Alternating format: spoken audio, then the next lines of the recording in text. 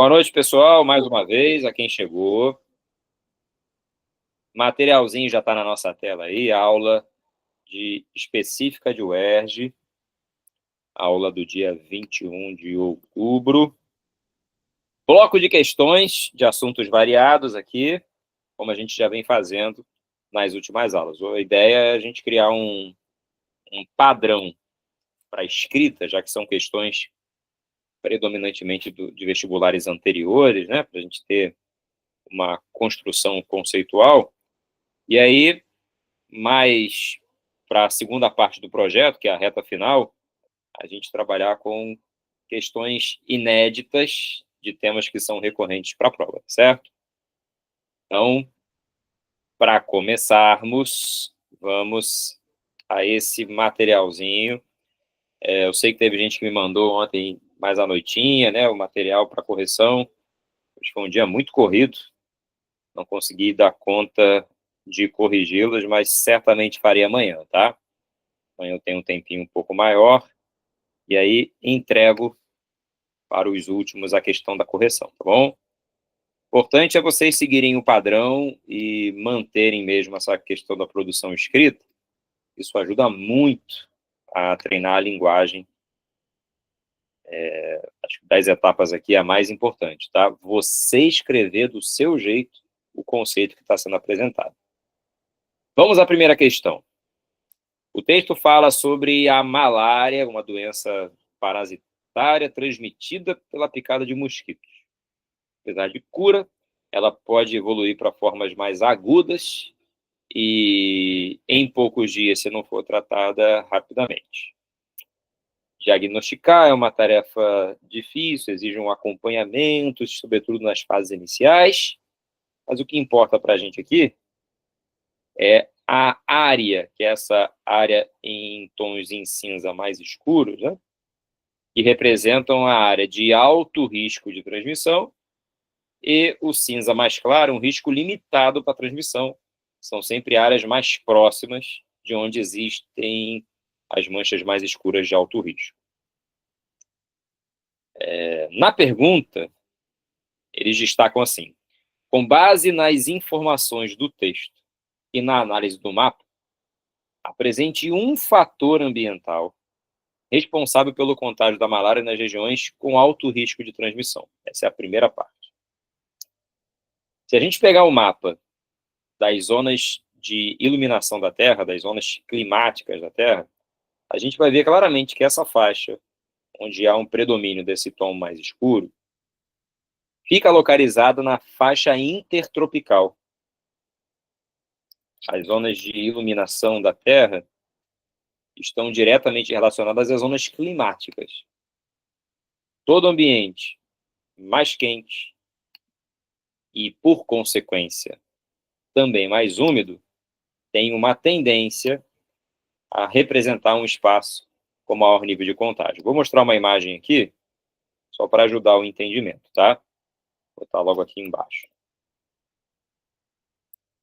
Esse é o mapa simplificado, né, das zonas de iluminação. Vocês vão ver a coincidência da zona tropical ou intertropical, tá? Que é o nome apresentado. Quando ele fala de fator climático, os fatores climáticos, né, são bem específicos. Eles são responsáveis por alterarem as características dos elementos. No caso ali, temperatura, umidade e pressão. Então, entre os fatores está a baixa latitude na faixa tropical do planeta. Então, a primeira parte que você teria que escrever seria, com destaque no mapa, a faixa tropical é aquela que apresenta a baixa latitude, responsável por características climáticas de maior calor e umidade. Apresentou, caracterizou a faixa climática e já respondeu, ganhou metade da questão. Só que aí vem a segunda parte, né? Apresente também uma justificativa socioeconômica para o elevado número de mortes associadas a essa doença em algumas regiões. Vocês vão ver ali que o mapa da África se destaca com uma grande faixa em relação ao risco de contaminação. Mas não é só na África, né? Na América Latina e na Ásia, principalmente na porção sul, vou botar o mapinha aqui de volta, né? Na porção sul e sudeste da Ásia, eu tenho, além de grandes aglomerações populacionais, um predomínio de países subdesenvolvidos, que acabam tendo uma condição sanitária inferior, o nível de atendimento médico, hospitalar também é reduzido, a própria formação da população em relação ao acesso a recursos de higiene e ao entendimento sobre a proliferação dessas doenças. As informações, né? Acesso às informações. Exato, o custo, né, para erradicação do mosquito, que também é muito caro, né, considerando os recursos. Né, o nível de educação, ele sempre está relacionado a esse tipo de tema, pela dificuldade de compreensão dos povos do risco iminente que eles correm quando não combatem, por exemplo, os focos de mosquito da dengue, que a gente ouve falar com mais frequência aqui onde a gente mora, né? Então, essas são justificativas bem importantes na hora de você explicar a segunda parte da resposta, que geraria... Professor, Oi. uma coisa, rapidinho, não vou tomar seu tempo não, tá? Vou falar rapidinho. Tem a questão também de o número de professores infectologistas. Uma vez fui buscar uma infectologista, foi difícil achar uma infectologista. E eu tenho uma colega que está fazendo medicina, ela falou o seguinte, que os quadros de infectologia é muito pouco, ninguém se interessa pela área de infectologista, é mais coração, dermatologista, mas infectologistas, para atender a população, informação, é muito reduzido nesses países mais ainda pobres, porque não dá dinheiro, não tem retorno, infelizmente. Eu entendo até de uma forma mais complexa, e não é só a questão de não dar dinheiro, certamente há setores na medicina que dão mais, é até a dificuldade de você conseguir estabelecer diagnósticos precisos, já que há uma carência de materiais para poder fazer esse tipo de investigação, de consulta. Sim. Até geralmente áreas mais pobres que sofrem com esse tipo de questão, então fica ainda mais difícil obter recurso para esse tipo de atendimento médico hospitalar. Porque isso é mais de emergência, e a necessidade não tem interesse pela emergência, não tem interesse. Então, ele não tem, não dá lucro, então fica aí, a jogada ao Léo. Tá nem aí. Infelizmente é assim. O fato é que o combate aos focos, a prevenção da doença e o recurso usado para tratamento, ele é sempre muito escasso em lugar mais pobre. Para qualquer tipo de doença que seja epidêmica ou até pandêmica. Basta vocês lembrarem de como foi trágica, né, a vida nos países mais pobres com relação à Covid. A dificuldade de ter acesso ao medicamento, de desenvolver tecnologia, de ter um espaço para produção e assim por diante. Tá? Então, a tua resposta tinha que ser nessa direção, tá? Além dessa questão ambiental, tratada no primeiro, o risco da transmissão se caracteriza pelo elevado nível de subdesenvolvimento, né, que resulta na ausência ou até mesmo insuficiência de investimentos governamentais para tratamentos médicos hospitalares, para o controle sanitário. Poderia responder também a baixa formação da população que não adota práticas cotidianas de higiene pela dificuldade de acesso ou conhecimento. São regiões mais populosas, né, sobretudo no sul e sudeste da Ásia, então isso facilita a proliferação de doenças, né, e o elevado custo de erradicação da própria doença, do mosquito vetor responsável pela contaminação.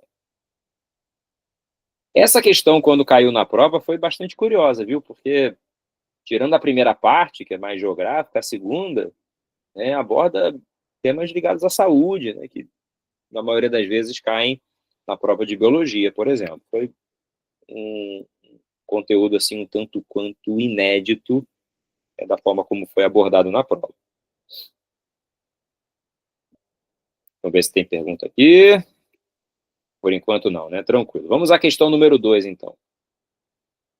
A questão fala sobre a água na natureza e apresenta diversos mecanismos de mobilidade entre os diferentes ambientes da superfície terrestre. Esse processo é sintetizado no ciclo hidrológico.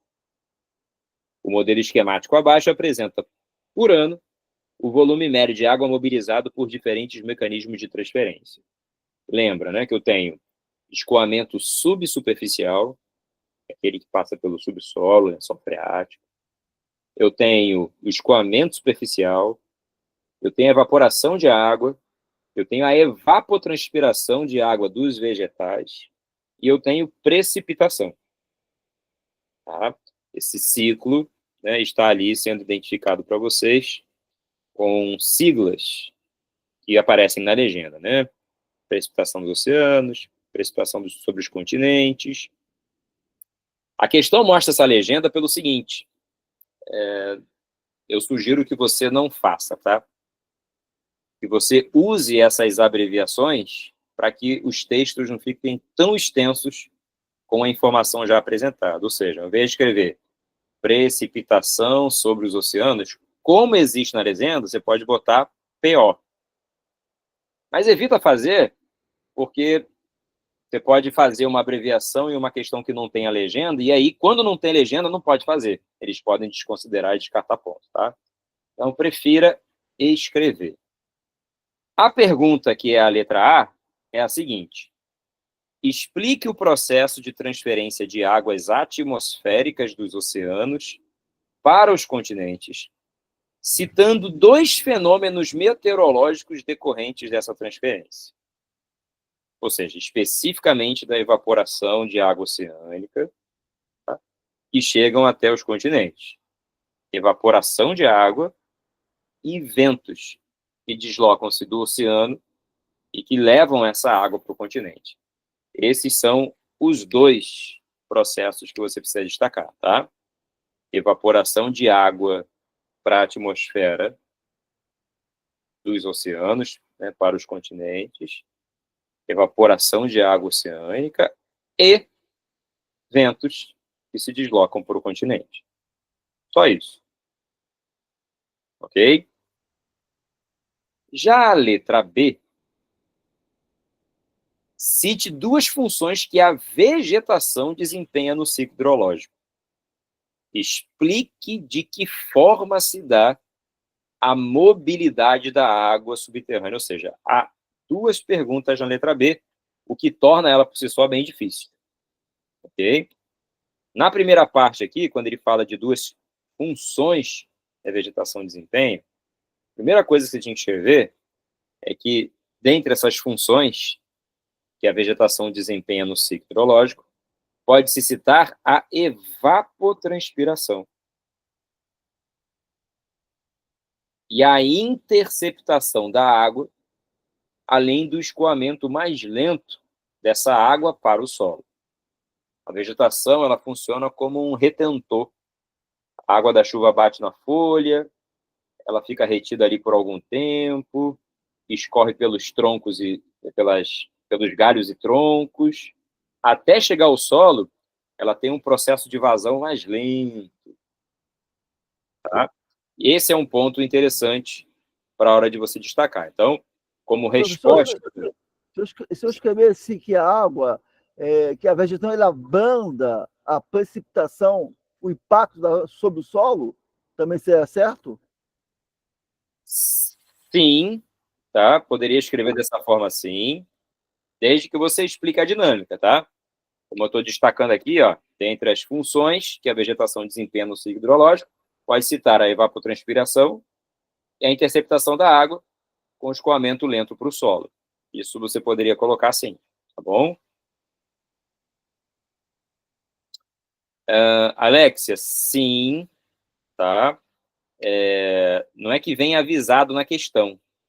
É que se a questão tiver uma legenda como essa, aí sim você pode colocar. E travou? Não, tá certo, tá funcionando. Ninguém vai avisar isso na prova, tá? Então, para evitar dúvida, escreva. Tudo bem? Quando tiver que escrever, não tem problema você repetir. Escreva. Vou dar um outro exemplo. Tá? Unidade de conservação. É costume aparecer o C para falar delas. Então, se tiver unidade de conservação UC no texto, por exemplo, numa legenda, você pode usar a abreviação. Vamos lá, que a letra B não acabou, hein? A segunda parte aqui da letra B é: explique de que forma se dá a mobilidade da água subterrânea. Olha que interessante, né? A água no subsolo, ela infiltra de forma vertical. Esse processo, inclusive, ele tem um nome, chama-se percolação. É a infiltração de água em ambientes subterrâneos mais profundos. Com essa água, inclusive, decompondo nutrientes e minerais que existem no solo, distribuindo esse nutriente, esse mineral, por um espaço mais abrangente desse subsolo. Tá? Então, essas possibilidades aqui existem. Se você não lembrasse do conceito, que é percolação, mas explicasse a dinâmica, isso já era suficiente, até porque ele fala isso, ele não fala cite e explique o fenômeno, né? Ele só pede para explicar. Então, você poderia escrever assim: Eu botei a mobilidade da água subterrânea se dá de forma vertical, com a infiltração do solo, e de forma horizontal, com o movimento lateral pelas fissuras das rochas, escoando horizontalmente até os pontos mais baixos do terreno, onde essa água se acumula, formando um lençol freático, formando aquíferos mais profundos, ou até mesmo abastecendo minas d'água, nascentes, que podem ter um afloramento na superfície quando esse solo está devidamente saturado. Fala, Sebastião. Não, essa é uma lógica, é a ação da gravidade, né? E outra coisa, o ponto mundial de infiltração ele pode ser colhido por quilômetros e quilômetros de distância, como os lençóis freáticos lá de Guarani, lá no centro-oeste, né? Que é uma extensão enorme, enorme, né? Entendeu? Existe uma questão até geopolítica ali, né? Mas é outro assunto. Mas ali é uma extensão enorme ali, justamente em função. Verdade. Essa infiltração ela está muito relacionada à formação geológica da região também. Na parte brasileira, em parte do centro-oeste e sul do Brasil, a gente tem um solo de estrutura calcária que forma muitas cavernas profundas. E a infiltração da água acaba alimentando essas cavernas e chegando a esse trecho do subsolo onde a água se acumula. Além disso, E pega dois países, né? na verdade, 4, né? Tem Brasil, Paraguai, Argentina e Uruguai. O aquífero Guarani pega uma área bem abrangente. E a estrutura geológica é muito semelhante também, né? Você tem importantes bacias hidrográficas e você tem uma formação geológica muito particular ali. Você tem, por exemplo, uma formação de escudo cristalino, de rocha vulcânica maciça embaixo. Em cima, você tem uma estrutura sedimentar, que é onde a água se acumula, né? E sobre essa estrutura, uma nova camada vulcânica, de um processo geológico mais recente, né? Em que você tem ali um reservatório considerável de água de extrema qualidade. Vou abrir aqui uma imagem, porque o aquífero Guarani é o mais conhecido, mas, curiosamente, no Brasil hoje, ele tem uma menor importância se comparado a um outro aquífero recém-descoberto chamado Alter do Chão. Olha a imagem aqui, ó. Vou diminuir um pouquinho. Caraca, é enorme, né, cara? A abrangência, né? Que isso? Enorme. A maior parte está aqui no Brasil, né? Mas você tem Uruguai, Argentina e um pedacinho do Paraguai com esse reservatório. Mas olha que interessante. Olha o tamanho do Alter do Chão em comparação à área do Guarani. Mas olha a diferença da capacidade em quilômetros cúbicos de água que eu tenho aqui em comparação ao Guarani. Aqui é praticamente o dobro, né? No Alter do Chão, numa área absurdamente menor e totalmente no território nacional, o que nos dá controle sobre o recurso. Agora, o Alquífero Guarani pode gerar um problema geopolítico ali, muito sério. Não sei se existe ainda, né? E a UERJ pode cobrar uma questão dessa, a questão geopolítica aí. Porque muitos transnacionais estão explorando ali para a Coca-Cola, no exemplo, a Coca-Cola, né? Esse aquífero ele tem complicadores, né? Uma região agrícola muito importante, em que boa parte daqueles agrotóxicos que são usados na lavoura também vão parar nesse subsolo.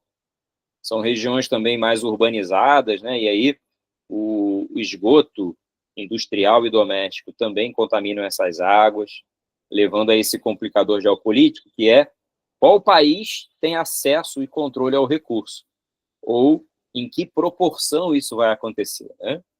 O Alter do Chão, não. Esse não gera esse problema para a nossa realidade. Porque o governo argentino do Uruguai pode reclamar sobre esse mau uso, né, do aquífero em relação ao governo brasileiro. Isso pode criar um problema diplomático sério aí, né? Não sei se já existiu, não sei. Existe uma discussão de quem controla o recurso, a mesma coisa vale para a bacia da região, né, a bacia Platina, integrada ao Paraná, mas o fato que, como para o Brasil a questão hídrica não é um problema, isso aí também é relegado a um segundo plano. Fala, Lázaro, você levantou a mão? Professor, eu tenho duas dúvidas, não está relacionado ao assunto, mas são duas dúvidas assim. Esse ano, fazem 90 anos da... Como é que é o nome mesmo? Peraí. Da AGB. Você acha que tem a possibilidade de cair alguma questão sobre isso? E também, no ano que vem, a COP30 vai ser aqui no Brasil. Você acha que tem alguma possibilidade de cair sobre esses dois temas? O primeiro não, acho pouco provável, mas o segundo certamente, né? Essa COP ela vai acontecer no Pará, né? A ideia é exatamente ser na região amazônica para destacar a sua relevância. Apesar dessas conferências entre as partes, né, elas avançarem na discussão, mas evoluírem pouco nas medidas que podem, de fato, combater a poluição e reduzir o meio ambiente, os danos ao meio ambiente. Algo interessante que surgiu em relação a essa COP, não sei se isso vai se confirmar, envolve a questão do 18º objetivo, né, de desenvolvimento sustentável, que será criado em um projeto com as escolas no Brasil. Isso por si só já deixa claro o quanto é difícil você atingir os objetivos, as metas que foram traçadas lá. Esse é um assunto que pode ser apresentado sim, tá? A questão do G20, este ano também é um assunto que pode ganhar aí uma evidência pela relevância geopolítica que a organização tem na atualidade, sobretudo a comparação do G20 com a importância do G7 e dos BRICS, né, compondo esse grupo de países. Mas a gente ainda vai discutir isso, tá? É um assunto que eu vou trazer mais perto da prova. Vamos lá, hein? Questão número 3. Essa também é interessante. Estou dando um foco mais em geografia física, que é um negócio que pega bastante para a gente, né? O texto da 3 fala assim, ó. Os rios são fundamentais para a extração de recursos hídricos, tanto em climas áridos quanto em climas úmidos. Além de serem fonte de um insumo importante para as atividades econômicas, que é a água, os rios, independente do tipo climático, influenciam a modelagem da superfície do nosso planeta. A ilustração abaixo mostra uma das funções dos rios na paisagem. Esses pontinhos que vocês estão vendo aqui, né, representam sedimentos que estão sendo carregados em suspensão pelas correntes de água desses rios.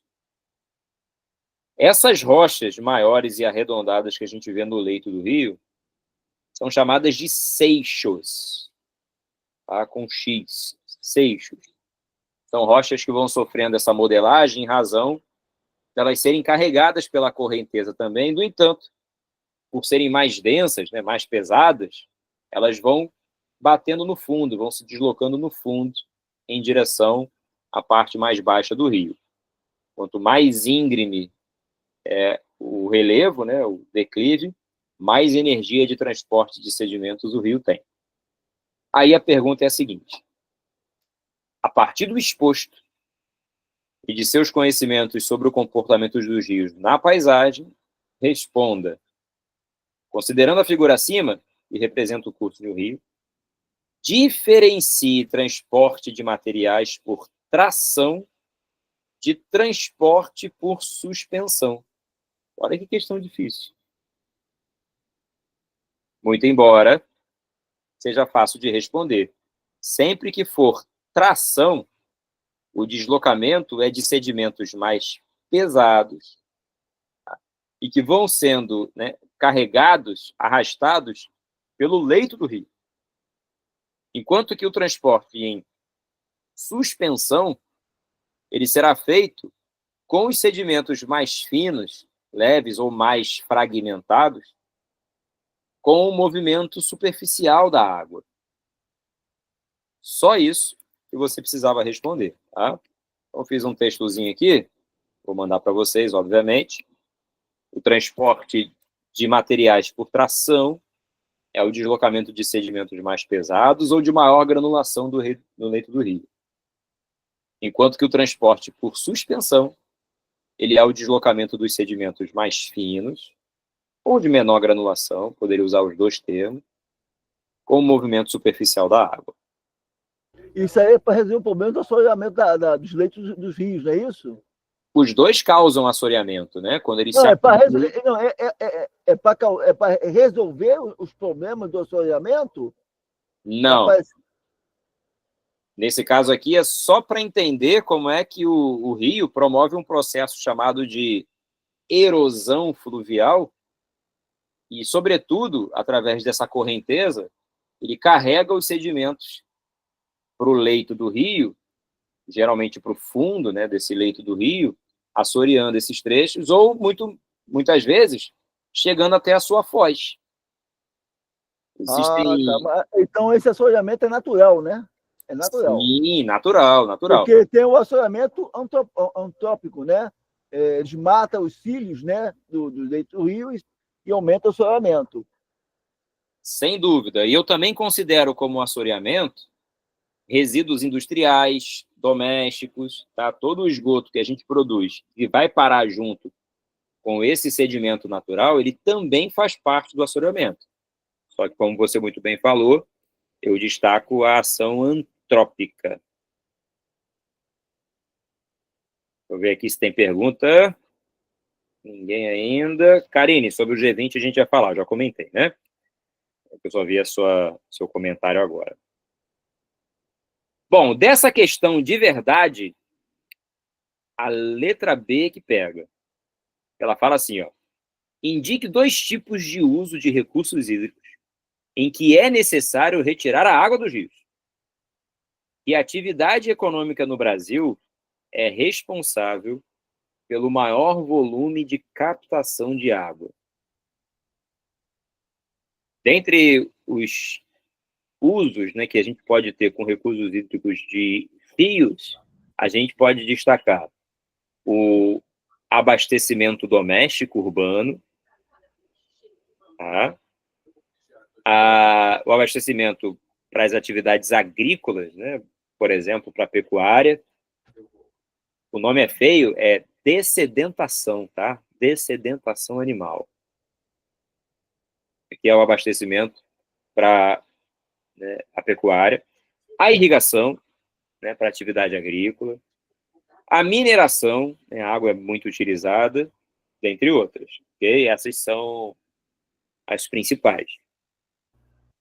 Agora, a atividade brasileira, que é responsável pelo maior volume de captação da água, sem dúvida alguma, é a agricultura. Muito em razão da agricultura irrigada. Alguém chamou? Não, tem uma. Vou botar uma letra C aí agora. A banca da UERJ pode cobrar uma questão assim. Quando o Brasil exporta muitos alimentos, como por exemplo soja, teve uma matéria que eu li na Le Monde, né? Revista Le Monde, muito boa que a revista, como já falei aqui, né? Estava criticando que o Brasil também exporta água, usa água, e isso não entra no valor agregado do produto. Quer dizer, essas transnacionais compram a soja porque tem os recursos hídricos já embutidos no preço da soja que não entra no cômputo, né, do valor agregado. E isso essa crítica está sendo muito ventilada, né? Alguma revista, né, como a Le Monde. Eu já li uma terceira vez sobre isso, né? Sobre essa crítica que usa muito. Curiosamente, existe um termo que é usado hoje para fazer referência a essa água consumida, que é chamado consumo de água virtual. Isso aí que ele falou, é água virtual, é isso que ele falou. É a água que está inserida. Usou exatamente esse termo, água virtual, é isso aí. Isso. É a água que está inserida na cadeia produtiva, que a gente não consome de maneira direta, mas que é utilizada. Eu vou até baixar aqui uma imagem, eu peguei na internet aqui rapidinho agora. Água que você não vê, né? Reparem, por exemplo, aqui, para fazer 1 quilo de manteiga, tá? 1 quilo de manteiga, são utilizados 18 mil litros de água em todo o processo produtivo para fazer. Caraca, não sabia disso não. Que isso? Para fazer 1 quilo de queijo, 5 mil. Para fazer 1 quilo de carne, 17 mil. Claro que nessa água aqui está inserida a água que o boi bebe, tá? O fato é que, produzindo mais carne, você precisa, né, fazer a dessedentação animal para um número cada vez maior de animais. E aí, embora seja importante, né, a gente tomar banho e fechar lá o chuveiro enquanto está assim saboando, escovar o dente de torneira fechada, né, racionalizar o consumo de água, o consumo doméstico tem contribuição mínima no consumo total. Esse consumo aqui é o mais danoso deles. Para fazer 1 litro de cerveja, gasta-se 5,5 litros de água. Não é à toa que muitas indústrias elas acabam sendo obrigadas a adotarem práticas de reaproveitamento de água, né? A chamada água de reuso. Indústrias de bebidas, por exemplo, costumam fazer isso. Indústrias, usinas. A água passa por processos de purificação, né? De limpeza, de desintoxicação, para que elas possam ser novamente reutilizadas, diminuindo esse consumo. Muito louco, né? E nessa revista, uma das matérias da Le Monde também estava falando sobre isso, que na Europa, por exemplo, que não tem latifúndio, tem pouco, então aquelas plantações que exigem muita água, vai para os países periféricos, como o Brasil, América Latina, né? Ásia, porque não tem como. Então, as transnacionais vão terceirizam essa produção onde tem muita água em abundância. É verdade. Isso pode ser uma questão de prova da UERJ. Até agora nunca vi uma questão dessa ainda. Na UERJ não caiu, discursiva ainda não caiu, tá? Mas já teve em prova objetiva, primeira fase. Por falar em UERJ, essa questão que você está vendo aí agora, nesse exato momento, caiu no domingo último, na prova da PUC. Exatamente a mesma questão, tá? Alô? Oi, vocês estão me ouvindo? Sim, estou ouvindo. Sim. Que deu uma picotada aqui por causa de pessoal inconveniente que fica ligando para a gente o tempo inteiro. Você falou que caiu exatamente uma questão na PUC, recentemente. Exatamente igual a essa aqui, tá? Falando sobre os oceanos de plástico.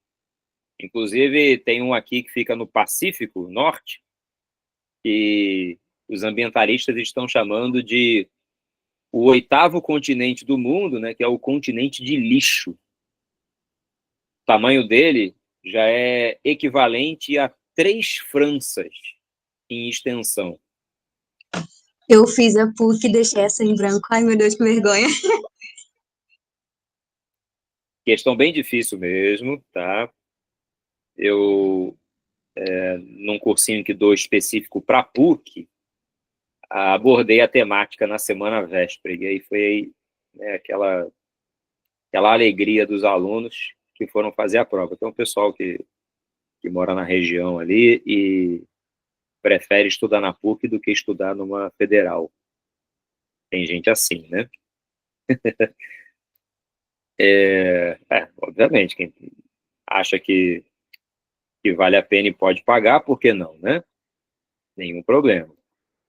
Essa é uma questão, e olha que coincidência, né? Já tinha caído na prova da UERJ, numa prova antiga.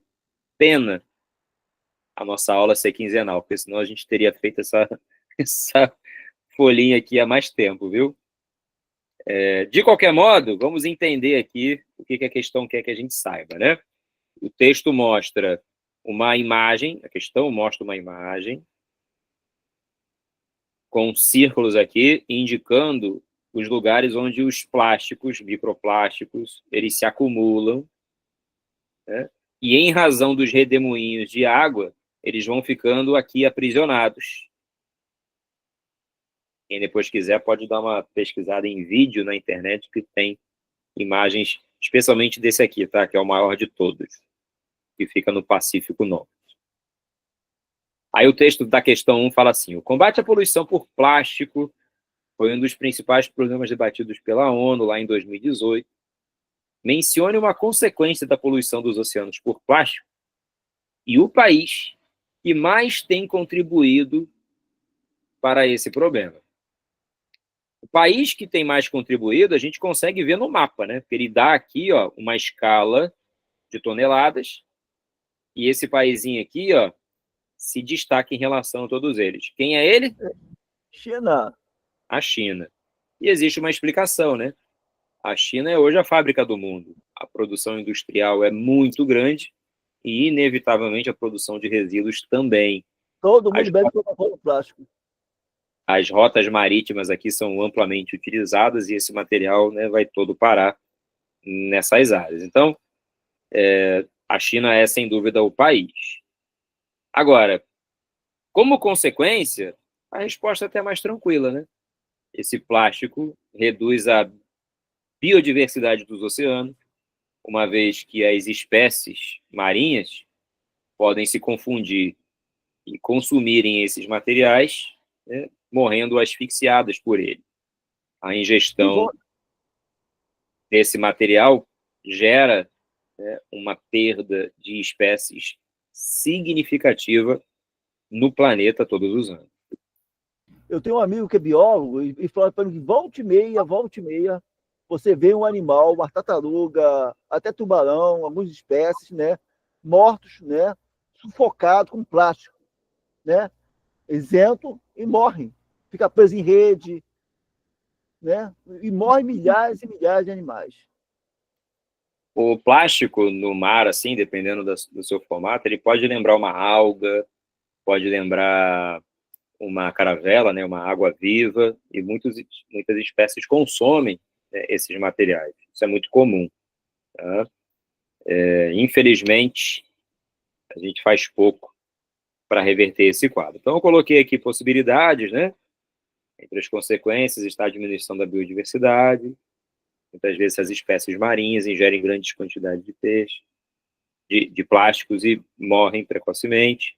A China, conforme destacado no mapa, é o país que apresenta a maior contribuição com a produção de lixo em razão da sua produção industrial. Tá?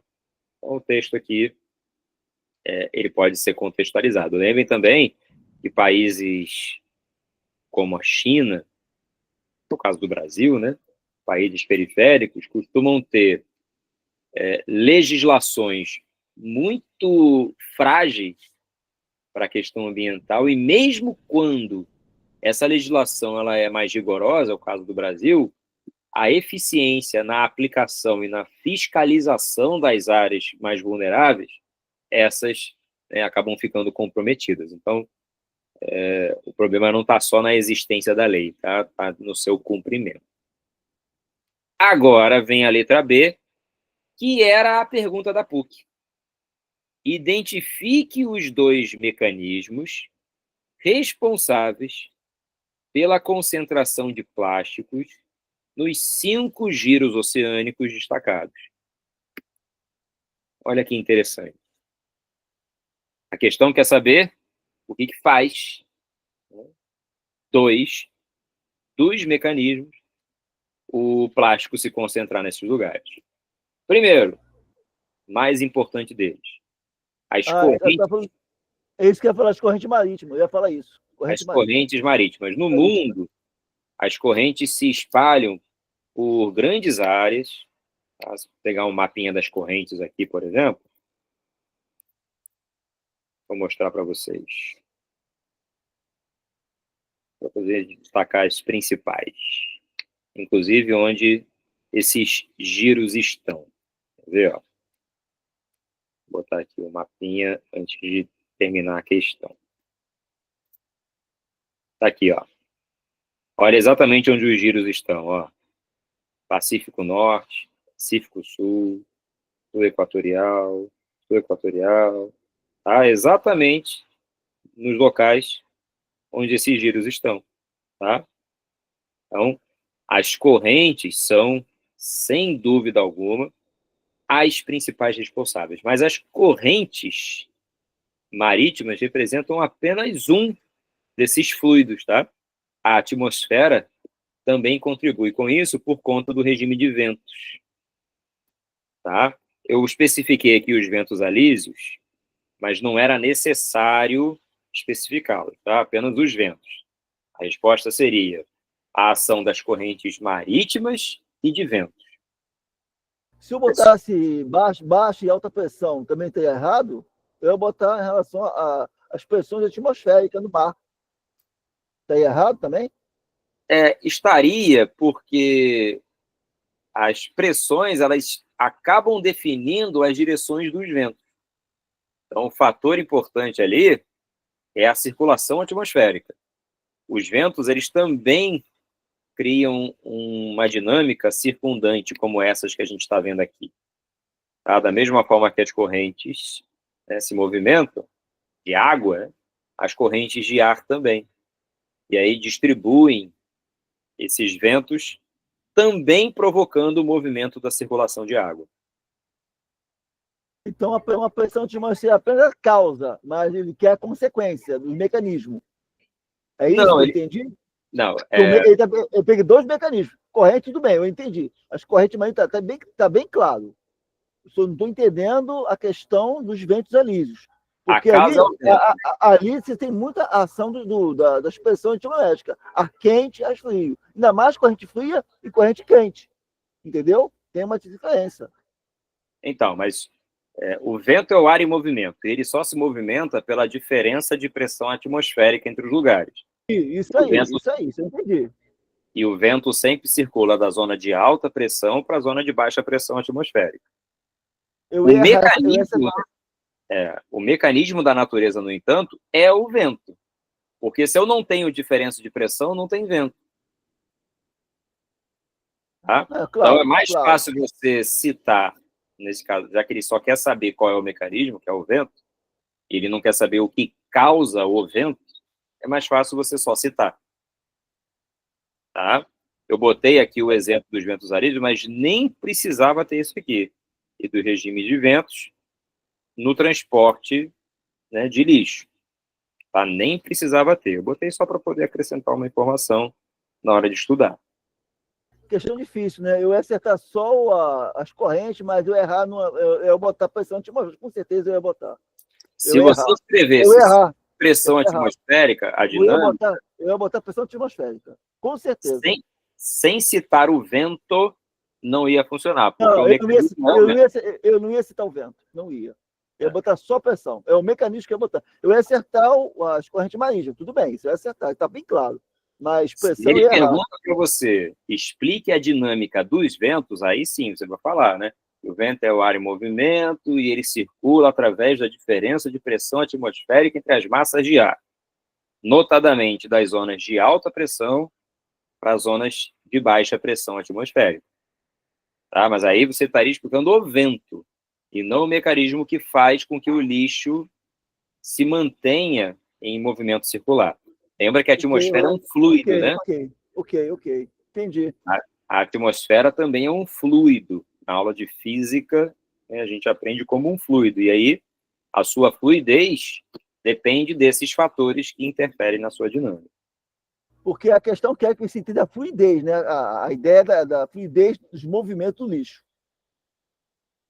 Perfeito. Era uma questão até mais simples, desde que você conseguisse identificar que corrente marítima e vento é que são responsáveis pela concentração dos giros, né, desses plásticos no oceano, como ele trata aqui, ó. O texto era esse, né, o oceano de plástico. Deixa eu ver se tem pergunta de mais alguém. Não. Daiane, pode falar. Eu queria perguntar, o giro é o que mantém, no caso, as ilhas? E eu queria, tipo, não tem muito nada a ver com a UERJ, mas eu queria perguntar se você se lembra mais ou menos como era a pergunta da PUC dessa questão. Eu acho que era B, né? Não sei se é. E se lembra me explicar tipo, um pouco.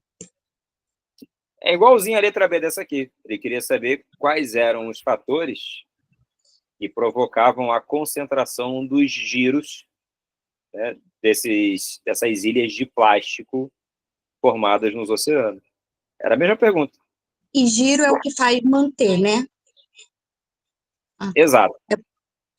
Toda a circulação de massa de ar ou de água, ela segue, né, sempre essa tendência de fluxo circular, como a gente está vendo nessa imagem aqui. As massas mais frias avançam em direção ao Equador e as mais quentes do Equador, né, na direção dos polos. E aí, você tem uma tendência desse movimento em razão da circulação, da rotação da Terra, né? E aí você tem a manutenção dessa rotação contínua que vai criando ali uma espécie de um redemoinho que permite, né, com que esse lixo ele fique aprisionado nas áreas que não tem a correnteza. Tu assistiu um filme, o Procurando Nemo? Já. Então, tem uma cena do filme que o Nemo, o pai do Nemo, né, sai para procurá-lo e ele entra numa corrente marítima segurando numas tartarugas e vai parar lá na Austrália. Né? Existem fluxos de circulação no planeta e, de fato, são verdadeiros rios sobre as águas do oceano, por conta de uma densidade diferente, por conta de uma salinidade diferente, as águas correm ali diferente do seu entorno. Para quem já foi à praia e costuma entrar na água, existem aquelas chamadas correntes de retorno. Tu pode estar do lado, sem sair do lugar, bastou chegar um pouquinho para onde a correnteza está para ela te levar embora para outro lugar. É exatamente assim. Se ela estiver ali no meio da área onde o giro está acontecendo, ela não consegue sair dali, porque a correnteza fica empurrando todo esse lixo para o mesmo lugar. Entendi. Valeu, professor. Tá? A pergunta é exatamente a mesma. Eu não sei se eu tenho ela aqui em mãos com É porque acesso. falava alguma coisa de pluvial, fluvial, que eu nem me lembro muito como. E corrente marítima, já falava isso, só que eu não, também não lembro. E aí não pareceu tão parecida com essa. Com essa. 4? 3 ou 4? 4. De verdade, deixa eu pegar aqui, ó. PUC, Rio. Ver se eu acho aqui rapidinho. Mas também não quero atrapalhar a aula, então. Não atrapalha de forma nenhuma. Tá perguntando, a gente responde. E quem sabe faz ao vivo. É isso? Valeu. Já peguei aqui, peraí, provas e gabaritos. A prova da tarde, né? Prova da tarde tá aqui. Vou abrir aqui para vocês. Vai ficar a questão primeiro. As questões boas nessa prova, viu? Quem quiser, pega depois lá para dar uma olhada. Não acredito que eu tô errado. Abri. Peraí.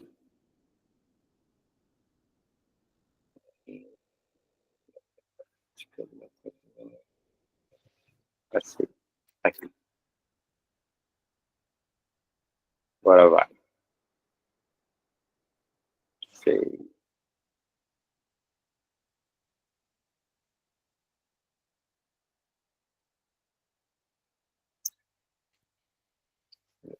Vou abrir aqui para vocês. Acontecer. Abrir novamente. Janela.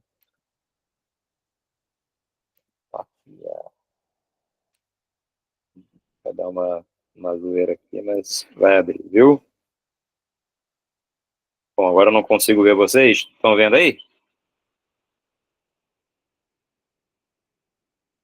Sim. Isso, tá vendo? A mesma coisa, ó. Posição do giro de plástico, quantidade de toneladas, tá? Aí vem aqui, ó. Tem letra A e letra B, né? Olha a pergunta da B, ó. Indique 2 impactos na qualidade ambiental do planeta já pelas ilhas de plástico, além da morte de milhões de animais marinhos. Aí destaca vários outros, né? Poluição das águas. Opa, o que eu fiz? Não. Poluição das águas, redução da capacidade de reprodução, prejuízo da qualidade do ar atmosférico, blá, blá, blá. Agora a letra A. Vou aumentar um pouquinho mais aqui, ó.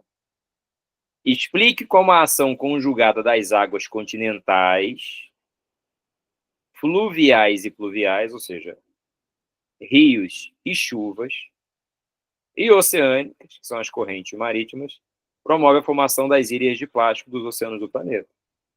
Tá? Aí ele aqui quer saber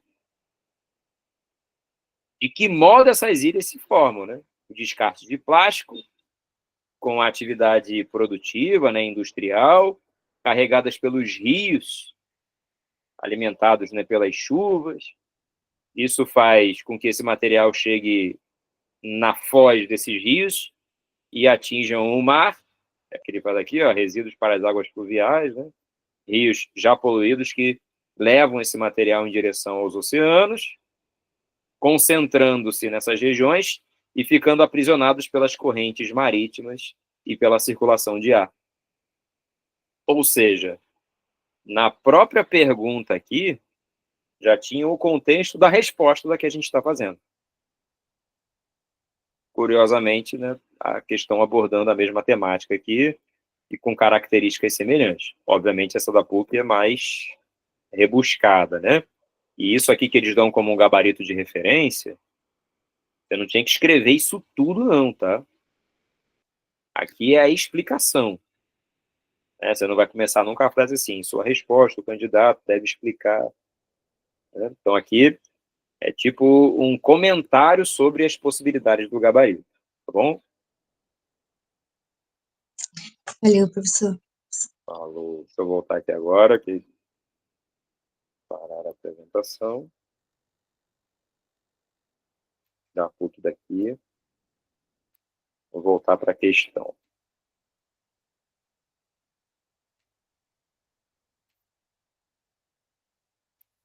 Partilhar.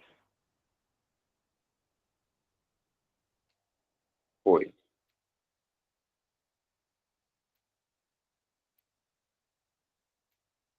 Voltamos. Bom, agora vem a outra questão. Número 5, né? Analise as informações a seguir. Cidadezinha, chuva caindo aqui, em um solo que ele diz que é um solo impermeabilizado. asfalto e concreto que dificultam a infiltração de água. Se a água não consegue infiltrar, ela vai escoar pela superfície. A vazão superficial tende a ser muito maior em espaços que são, assim, impermeabilizados, né? A velocidade da água que escoa por aqui é sempre muito veloz. Ela vai parar na parte mais baixa do terreno, que geralmente é o leito de um rio, aumentando o volume de água, né, que abastece esse leito, que muitas vezes está assoreado. A própria água, né, carrega sedimentos em direção a esse leito. E aí, com o leito assoreado, com maior volume de água, há uma tendência natural que essa água transborde, causando inundações em toda a cidade. A inundação está sendo aqui representada, né? Isso aqui é um dia cotidiano, infelizmente, das nossas cidades brasileiras, principalmente as nossas litorâneas, né? Aí vem a primeira parte da pergunta. A representação explica um dos desastres naturais mais comuns em áreas urbanas, as enchentes ou inundações. Aponte uma ação do poder público e uma ação individual ou familiar que pode minimizar esse problema. Olha que interessante. Vamos pensar primeiro em uma ação do poder público. O que a gente poderia considerar aqui nas opções de resposta, né? Já que a incêndio é causada pela impermeabilização, que reduz a infiltração de água e a vazão dos rios, uma ação do poder público para reduzir as enchentes pode ser a implantação de áreas verdes nas planícies de rios para facilitar a infiltração de água no subsolo e a absorção da vegetação. Hoje, já há uma legislação obrigando que grandes obras urbanas elas tenham essas áreas verdes preservadas, com a possibilidade, né, de infiltração dessa água, exatamente para diminuir a vazão desse escoamento superficial.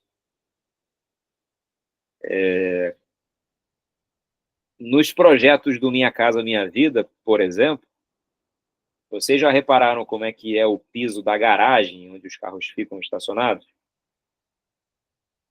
Que são aqueles blocos furados, vazados, em que fica o gramado ali aparecendo.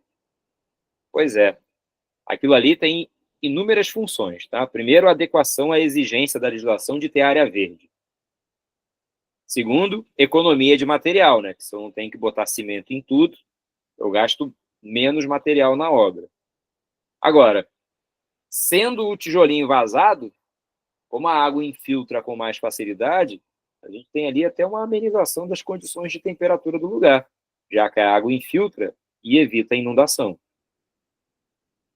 Tá? Se a gente fosse pensar em ações, né, de ordem individual familiar, uma das maneiras da gente contribuir para a redução dessas enchentes seria ter um descarte mais adequado, né, para o lixo, para evitar que esse material, né, seja carregado por essas enxurradas e venham parar também no leito do rio. Esse é o modelo de assoreamento antrópico que a gente estava falando anteriormente. Se eu colocar que o governo deveria adotar políticas públicas de informação e educação familiar, também estaria correto? Pois é, esse é um tipo de prática que, de verdade, é até comum nas escolas.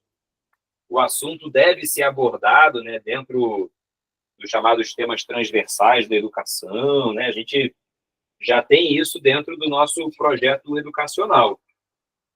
O problema é que, quando a gente estuda isso só de maneira teórica e não parte para uma prática, dificilmente a gente vê um efeito que seja significativo para a população. A minha filha, quando tinha 8 anos de idade, ela pega uma bala e jogava no chão. Aí você, vai jogar no lixo.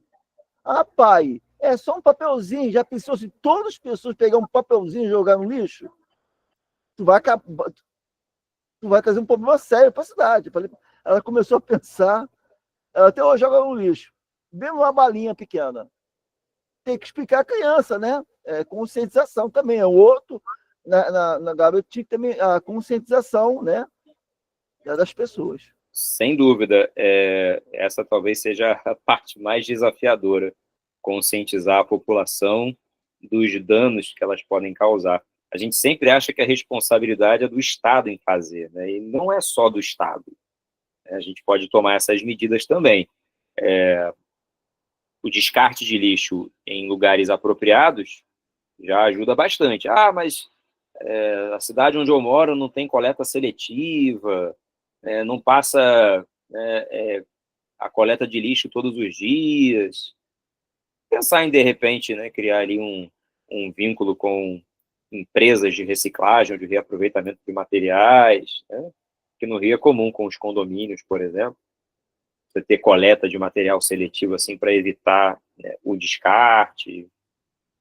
Enfim, medidas não faltam. E eu coloquei aqui apenas as que eu achei mais simples, tá?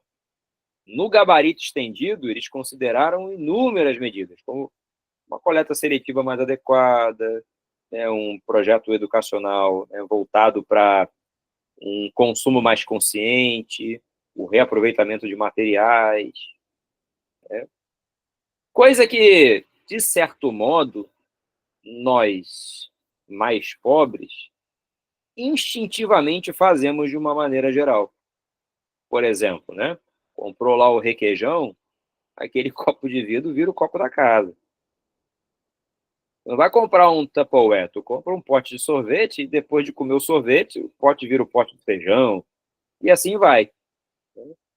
Isso acontece porque, por razões óbvias, a gente economiza uma grana fazendo o reaproveitamento desse tipo de material.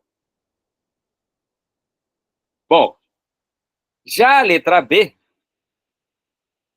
indique 2 doenças oriundas desse tipo de desastre natural. Está falando de enchente, hein? E aí, olha que interessante, né? Relacionando isso, mais uma vez, com a biologia. Que doenças são as, né, mais comuns que afligem a população vítimas de áreas de enchente? Leptospirose, que é a doença do rato, né? Leptospirose, É mais comum que acontece. exatamente. Tem outro. E as diarreias, né, também estão aqui, diretamente ligadas pela contaminação da água. Eu já fui vítima. Uma vez eu estava passando uma poça d'água, cheguei em casa, no dia seguinte comecei a ter febre, para ir no hospital. Uma febre alta de quase 40 graus. Aí o médico falou, não, pisei numa enchente, você tá com uma infecção séria. Fiquei internado. É perigosíssimo, inclusive. O médico falou, tu deu sorte. E a gente acha que é só a ingestão da água contaminada, né? Mas já não. Você está lá com Penetro da pele. Uma unha encravada ali, né? Uma perebinha no pé. Isso aí. É por ali que a infecção... Um pequeno ferimento. Exatamente. Perfeito. Bom, deixa eu ver se tem pergunta de mais alguém ou participação. Não. Então vamos avançar um pouquinho mais, hein? Questão número 6. Radiografia das bacias da Mata Atlântica. 20% dos rios que compõem as bacias da Mata Atlântica não podem ter suas águas utilizadas para qualquer fim, devido às suas péssimas condições. O dado foi divulgado por uma ONG, que analisou 220 rios. 75% dos rios estão com qualidade regular e somente 6,5% tem índice bom. Nenhum ponto analisado apresentou um indicador ótimo. O levantamento ocorreu em 103 municípios, 17 estados que compõem a Mata Atlântica. Primeira coisa importante.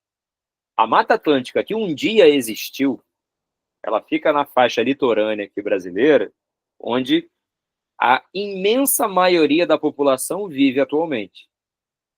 Espaços que se transformaram em espaços urbanos, industrializados. E como, infelizmente, o modelo de saneamento que a gente segue no Brasil ainda hoje é o do século XVIII da Europa, é basicamente em curso de água e a gente faz todo o nosso lixo chegar. Seja através de rios, lagos, um descarte regular ou irregular, é através deles que esse resíduo vai ser escoado até chegar no oceano. Aí é que está. Chegaremos ao absurdo de morar em frente a um rio e passar a não ter água, apesar de morar em frente ao rio, por conta da água contaminada. Aponte duas causas para a situação da qualidade de água verificada nesses 20% dos rios da Mata Atlântica que não podem ter as suas águas consumidas. Aí depois vem a segunda parte, tá? Mas vamos nessa primeira aqui. O que a gente pode considerar como duas causas, né?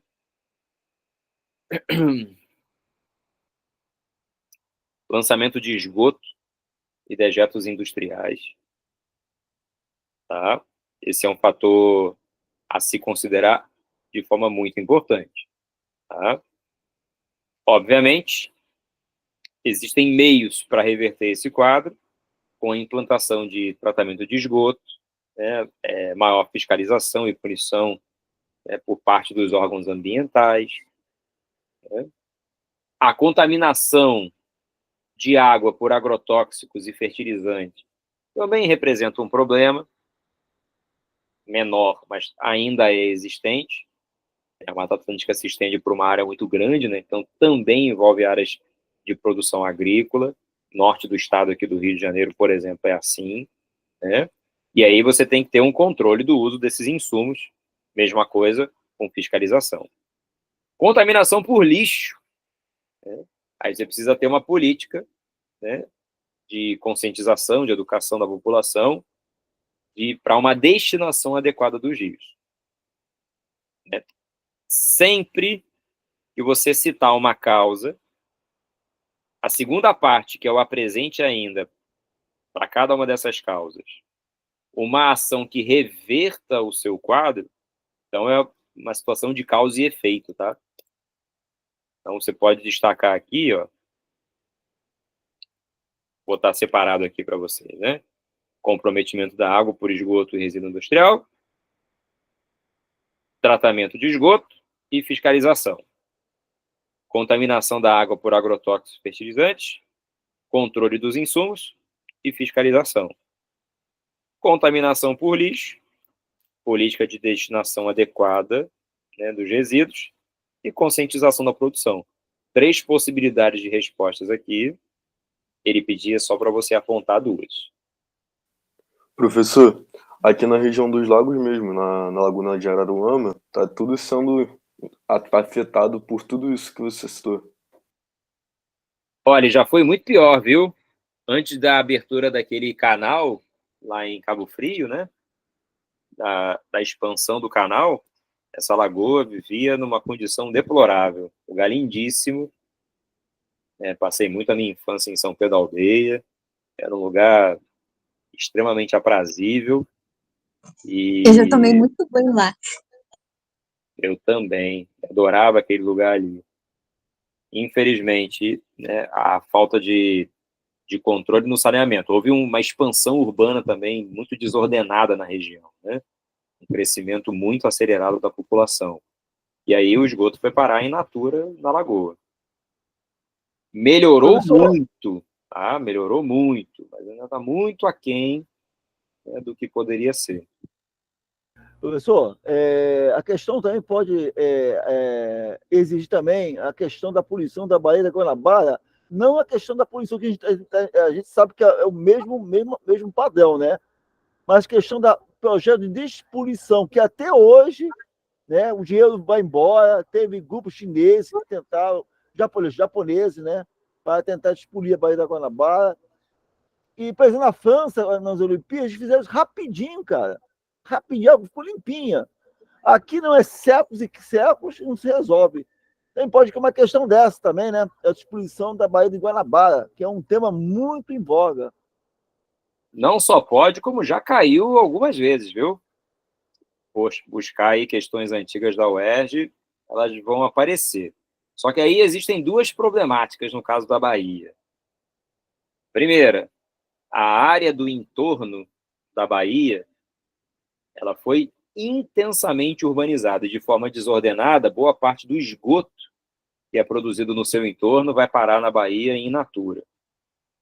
E a drenagem canalizada dos rios, que basicamente, né, retificaram os rios, que levam esses resíduos com maior velocidade e transporte, né, de maior velocidade, em direção ao fundo da Bahia.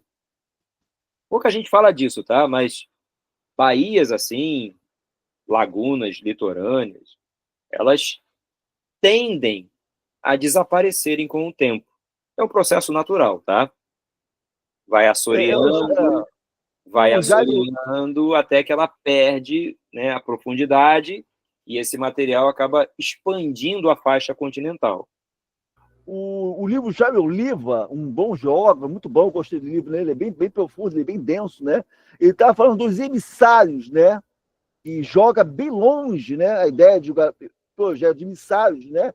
Jogar mais longe, quase no oceano, porque lá é de baixa resiliência, né? Quer dizer, o material se degrada muito mais rápido do que bem próximo à praia, que demora a fazer os detritos, né, se degradar rapidamente. Isso tem alguma a ver com os projetos na bacia do Guanabara? Questão de construir emissário que joga longe ali da bacia? Sim, esses emissários, sim, inclusive, alguns deles já existem, tá? Já foram construídos, mas o volume de esgoto que é lançado através do emissário ainda é muito aquém da necessidade em relação a esse resíduo, né? Que precisa ser transportado. Eu estou pegando uma imagem aqui para poder mostrar para vocês. Tá aqui. Isso aqui foi de uma questão de vestibular, tá? Questão bem complexa, inclusive. Aqui é a Baía de Guanabara, os municípios que estão no entorno, né? Rio, Caxias, São João, Magé, Itaboraí, São Gonçalo. A drenagem toda é para cá. O que esse resíduo urbano industrial faz é acelerar o processo de assoreamento, de redução da profundidade da baía. E não tem o que fazer, mesmo colocando um emissário, se eu não conectar toda a rede de esgoto a esse emissário, os resíduos continuarão a parar na Baía de Guanabara. Vai ser em vão, né? Pode ser um projeto de infraestrutura em vão. Vai gastar, não vai resolver o problema. Entendi. O último grande emissário construído foi na Barra da Tijuca, ali na altura do posto 8, ali perto da Alvorada, né? É 8? É da Alvorada. E resolveu? Resolveu? Não, ele conseguiu captar cerca de 40% da rede de esgoto da região, mas da rede formal. A favelização e a expansão desordenada continua fazendo com que o resíduo pare nos cursos de água. Então não resolveu ainda. Totalmente não resolveu, em parte só. E aí, olha que coisa incrível, né? Tem uma parte lá da Barra da Tijuca, chamada Península, que é uma área nobre, assim, né? Moram muitas pessoas, né, com muito dinheiro, e a maioria mora em apartamentos de altíssimo luxo, voltados para uma lagoa ali de Jacarepaguá, e tem um cheiro tenebroso. Né? A quantidade de gigogas ali que se reproduzem em razão da quantidade de matéria orgânica existente é assustadora. Já seria um ambiente muito rico em nutrientes, né? Porque uma foz de rio em que você tem ali muitos mangues. Mas o odor que tem é muito mais por conta da concentração de lixo, né? De esgoto, principalmente, que vai parar ali. Eu estou fiz ação, é o processo. Alguns desses desses condomínios de alto padrão existentes ali na região também estão conectados à rede irregular, lançando o esgoto ali diretamente nessas lagoas. Dragagem, remoção desse material é muito complexa, é muito difícil. O próprio sistema que vocês estão vendo aqui na imagem, não sei se está muito pequenininho, vou aumentar um pouquinho aqui, ó. Você consegue ver, ó, estação de tratamento, para diminuir o tamanho do tubo. O problema não está nesse combate aqui, está na causa. Como é que eu removo toda a população que vive nesse entorno aqui, que é de cerca de 10 milhões de habitantes? Se eu somar essas cidades todas aqui que estão no entorno da Bahia, eu tenho conectados à Bahia cerca de 10 milhões de habitantes produzindo resíduos. É um volume muito grande para a gente conseguir tratar. Não sei se vocês lembram. E a própria geografia não é favorável a esse projeto, né? Como você falou agora, né? Não é favorável. Ela torna-se inviável por conta de ser um espaço com uma urbanização completamente desordenada e que teria um custo difícil de medir e certamente praticamente impossível de se aplicar. Sabe por quê? O cara que está lá em São João, de Meriti, por exemplo, deu descarga lá no esgoto dele irregular, o esgoto foi embora, foi parar lá distante na Bahia. Para ele, o dano causado no meio ambiente da Bahia é pouco perceptível. Difícil de você conseguir reverter esse processo. Muito difícil. Complicado, né? Pois é. Vamos a mais uma questão. A questão número 7, hein? Cuidado com essa questão. Por sorte, o que essa charge retrata, tanto para domínio quanto para bioma, está tratando do mesmo fenômeno. Vou mostrar uma imagem para vocês aqui.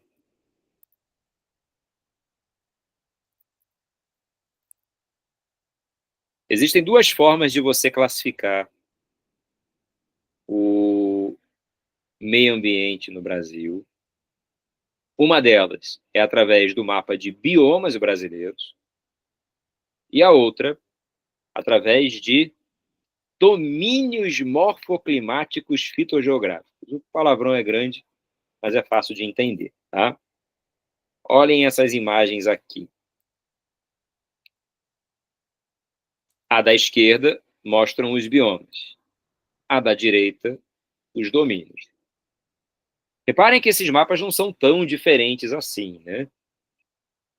Mas apresentam particularidades. E aí, a primeira coisa que você tem que ver é a seguinte. No mapa de biomas, reparem que as cores elas se separam diretamente em relação aos biomas existentes. Da Amazônia para o Cerrado, por exemplo, do Cerrado para a Caatinga, da Caatinga para a Mata Atlântica, Pantanal, Pampa. Né? Esse é o mapa dos macrobiomas brasileiros. Já no mapa dos domínios, percebam que entre todos os domínios existe uma grande faixa chamada faixa de transição. Ou seja, é quando a característica de um domínio começa a diminuir, o de outro começa a aumentar, mas nessa faixa eles estão misturados. Então, encontrou faixa de transição, o mapa obrigatoriamente é de domínio. Não tem faixa de transição, é de bioma. Essa é uma primeira diferença importante, tá? A segunda, percebam que alguns nomes eles são semelhantes e as áreas também são semelhantes, né? Amazônia, aqui amazônico, é diferente o termo. Cerrado é igual, Caatinga é igual, mas quando eu venho para cá, além de uma área menor, onde a Mata Atlântica está, o nome que esse domínio ganha é domínio de mares de morros. Quem assistiu aula minha sobre Maricá, no passaporte universitário, por exemplo, no Sou Mais PU, a gente falou muito sobre o domínio de mares e morros na cidade, né? Essa é uma diferença importante. A nomenclatura utilizada para dar áreas que são parecidas, mas não são iguais. Ok? A questão perde domínio, mas, por sorte, o domínio que ele está tratando, que é a Caatinga, tem o mesmo nome do bioma. Então, a maioria não errou ao identificá-lo, tá? Quando colocou ali, ó, defina o domínio morfoclimático brasileiro representado na charge, obviamente, aqui o domínio morfoclimático é o da Caatinga. E aponte 4 de suas características. Aqui que o bicho pegou. Domínios, como o nome já sugere, né? Ele representa uma área, né, delimitada com características dominantes, estabelecidas pela influência do relevo e das condições climáticas da região. O bioma já é diferente, né? Ele é mais uma descrição de fauna e flora de cada lugar. A vegetação, inclusive, é a parte mais marcante da paisagem para caracterizar cada um deles. Para os domínios, o bioma é uma pequena parte, né, em razão da influência daquilo que os forma. Relevo e as condições climáticas de cada lugar. Então, na hora de caracterizar o domínio, né, e tudo mais, e principalmente apontar as suas características, era necessário destacar as seguintes. Ele é caracterizado pela dominância, né, de depressões na sua estrutura geológica, morros residuais, que são denominados de Inselbergs. Difícil, né? Então, se eu fosse tratar do relevo, precisaria de uma aula gigantesca para entender o que são planaltos, planícies e depressões e esses morros residuais. Agora, no clima fica mais fácil. Qual é o clima dominante lá? Semiárido. Uma característica. Tá? De clima quente, com baixo índice pluviométrico e secas prolongadas. Isso aqui já serviria como resposta para as 4 características que você deveria destacar do domínio morfoclimático. Se eu falo do bioma, eu posso destacar, por exemplo, a característica da vegetação. O bioma está inserido no domínio. Plantas xerófilas, como é o caso das cactáceas, né, que estão aqui,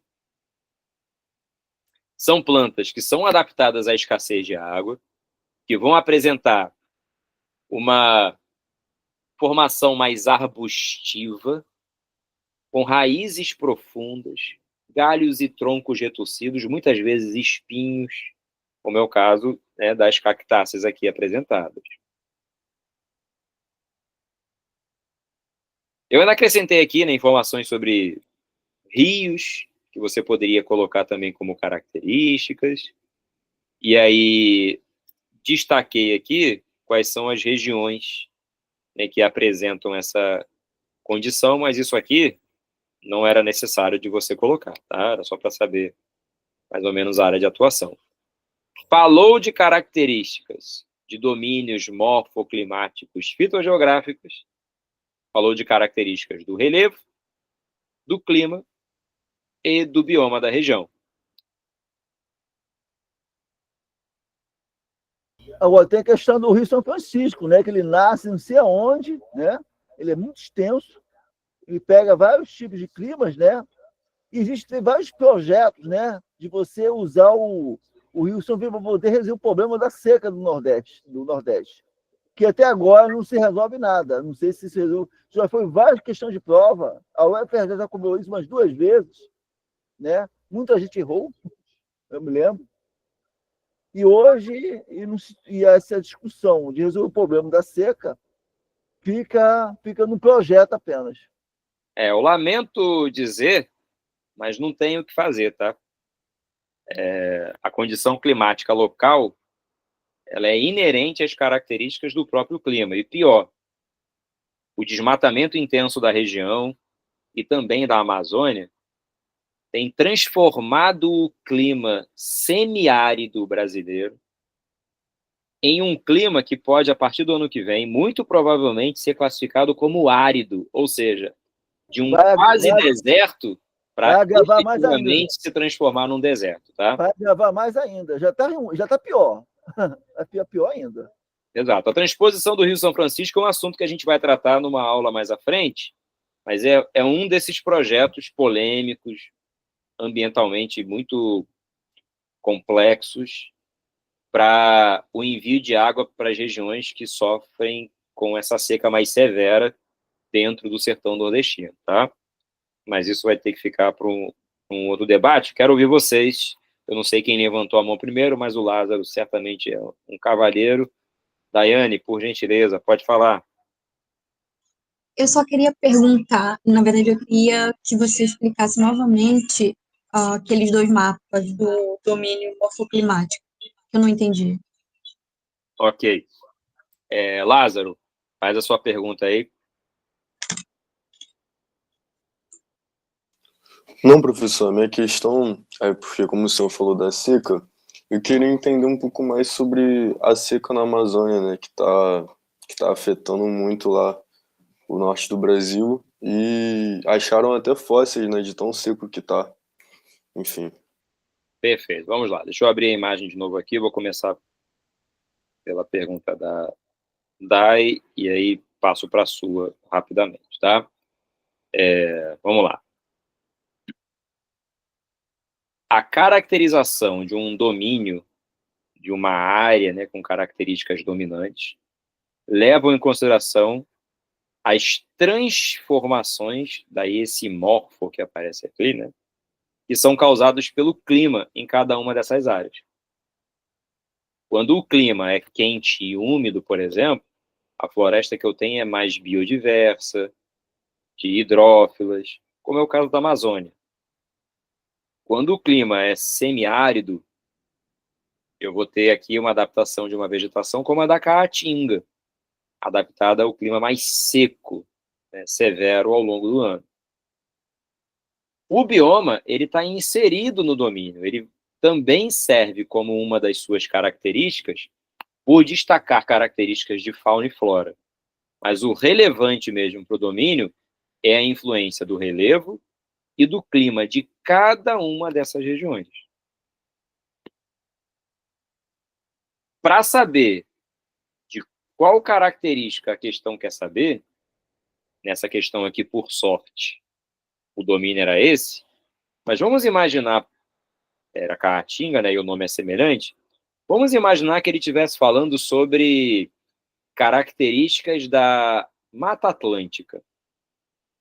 É mais difícil, porque ela é muito parecida com a Amazônia, né, mas da Mata Atlântica.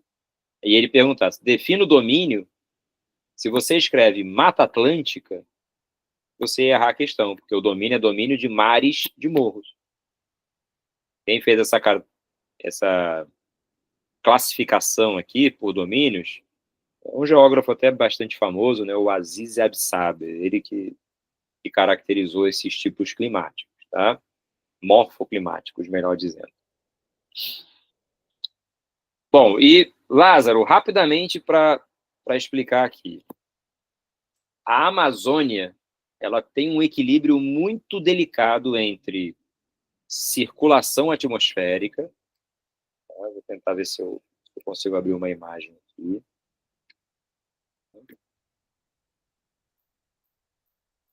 Vai ficar difícil pegar uma boa, mas vou explicar rápido, tá? Nessa região aqui, como a faixa equatorial, eu tenho uma baixa pressão que recebe muitos ventos, os ventos alísios, e concentram muitas chuvas nessa faixa aqui latitudinal.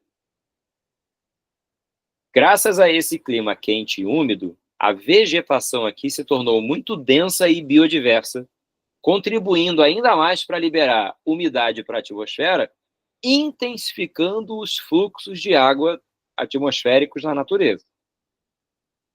Esse volume de água é tão grande que ele acaba sendo empurrado para outras regiões do país, inclusive aqui onde a gente está, em razão da circulação desses dessas massas de ar, que batem na Cordilheira dos Andes e acabam sendo empurradas para essas latitudes aqui mais elevadas, centro-oeste, sudeste e sul do Brasil.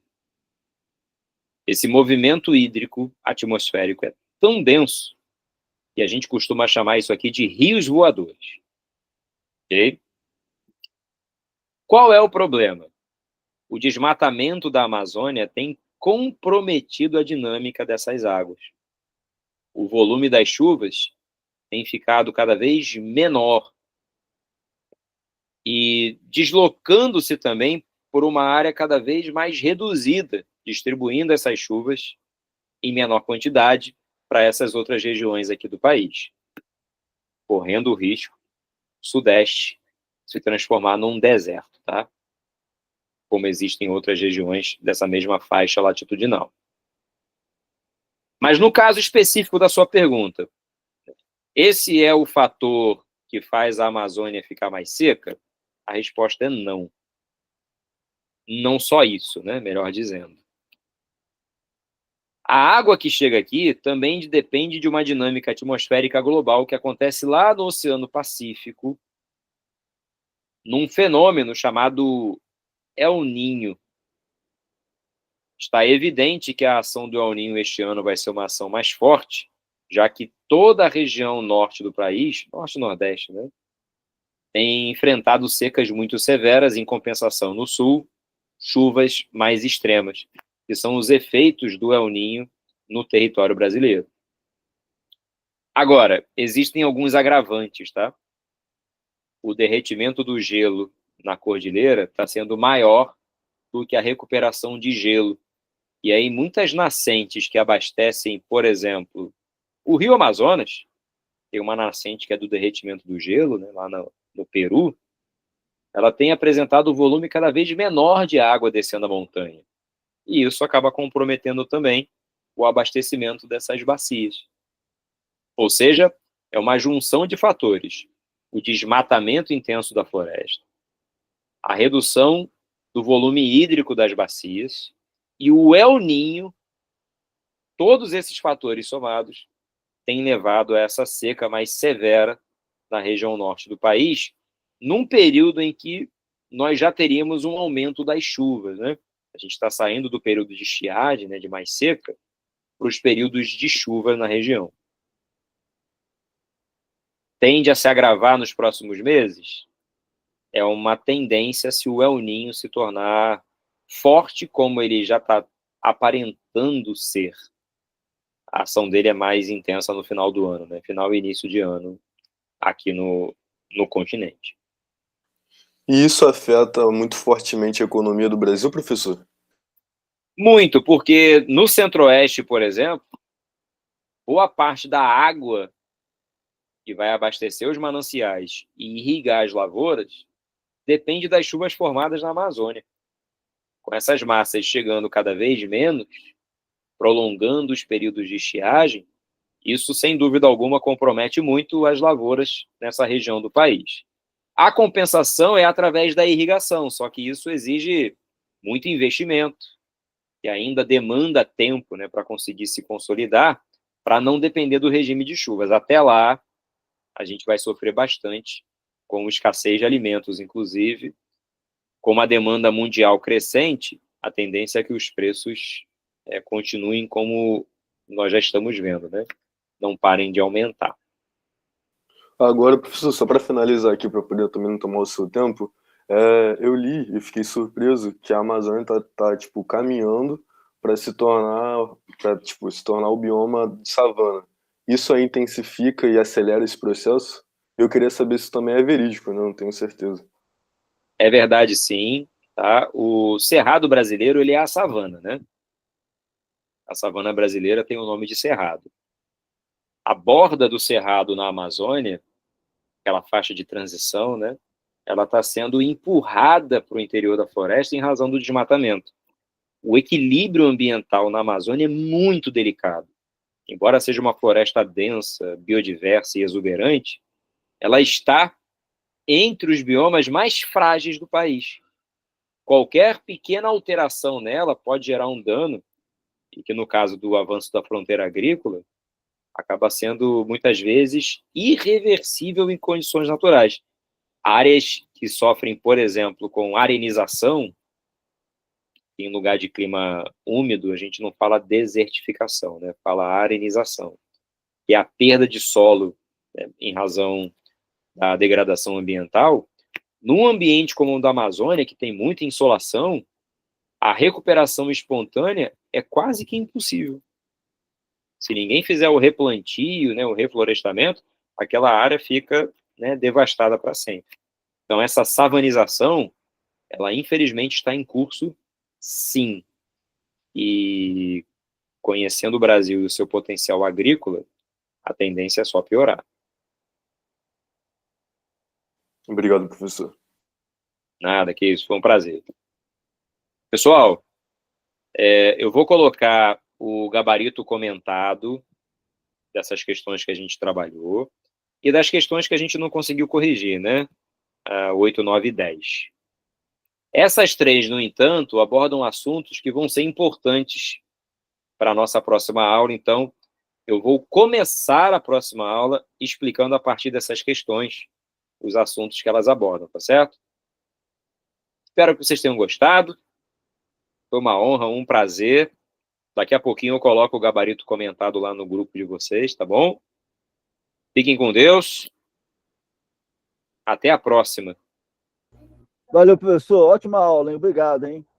Foi um prazer, viu? Um beijo para vocês. Tchau, Sofia. Tchau, Lázaro, Luísa, Natália, Karine, Alexia, Paulo, todo mundo, viu? Beijo a todos. Tchau, tchau, pessoal.